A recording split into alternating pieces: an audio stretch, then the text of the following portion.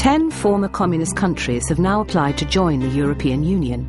They joined Cyprus and Malta as candidate countries, while Turkey had its long-standing application finally accepted at the Helsinki summit in 1999. This decision opens the way for an enlargement of the European Union, unprecedented in scope and diversity. The collapse of communism unleashed not just political change, but also a radical economic transformation in the countries of Central and Eastern Europe. The trade union movement, too, found itself facing an entirely new situation. Multinational were coming in to invest, a new type of social relation were materialized. We said what we cannot afford is a trade union vacuum. So let's support the new unions and help the old ones to transform to be proper, democratic, independent, bona fide trade union. I talked to one of the directors. Then a second phase is to help them to be actors in the preparation of their accession to the European Union. So how can trade unions best ensure the interests of their members? I think that there are three main roles for trade unions in candidate countries. The first one is to get much more involved in the negotiations process itself. The second role is to be active also in the implementation of the acquis communautaire. And here trade unions should come with a concrete list of activities, action plans, and also try to work with the employers on the different elements of the acquis. And then the third role is really to prepare themselves to their forthcoming participation in the European social dialogue.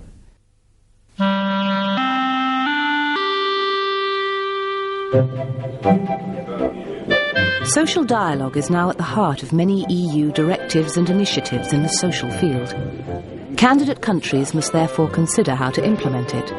Most governments of candidate countries have implemented sort of tripartite structures, but these structures in general remain rather formal, so that there is no real impact of social partners in the decision-making process.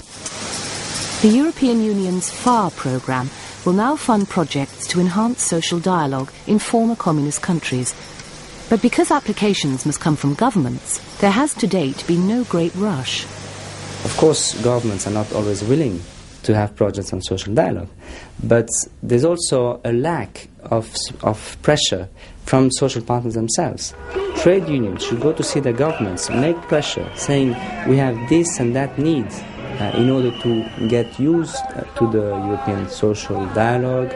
And from the European Commission, we are also making pressure on the governments so that they would submit projects on social dialogue.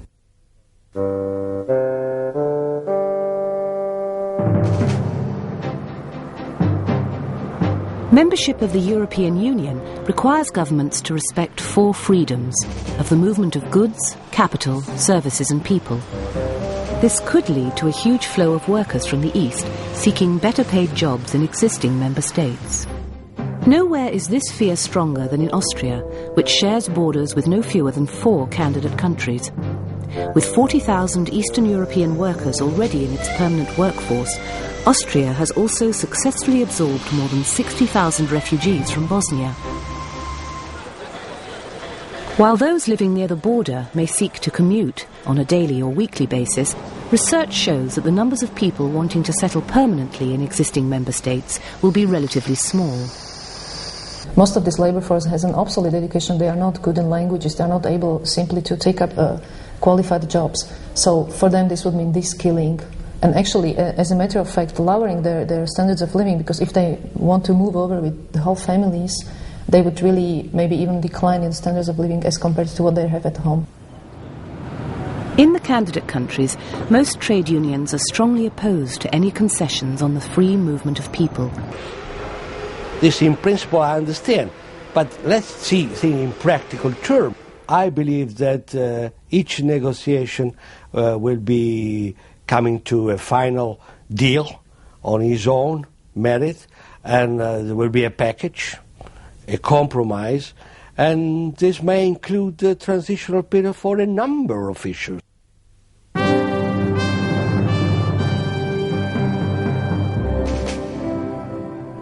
The candidate countries must clear some formidable hurdles to gain membership of the European Union.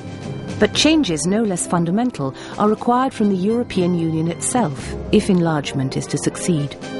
This union was created for 6 countries in 1957. We are now 15, and we're in the process of doubling, maybe more, 30 or more countries.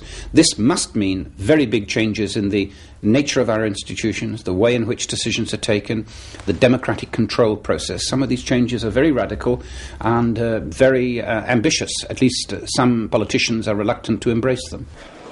It's not unusual for major decisions in the European Union to be blocked by one or other member state on the grounds of national interest. And no issue is more sensitive than the right of veto itself. So how will Europe's leaders respond? I think we have had a marked lack of political leadership in the last 10 or 15 years. The debate is lamentable in most of our countries. It is embarrassing. And I think the trade unions are one of the few forces, not the only one, but one of the few forces that can seriously raise the level of that debate by raising the issues of democratic reform, raising the issues of what kind of model of social policy we want, and what kind of society we want to have in a more united Europe, and what kind of world we want that Europe to form part of.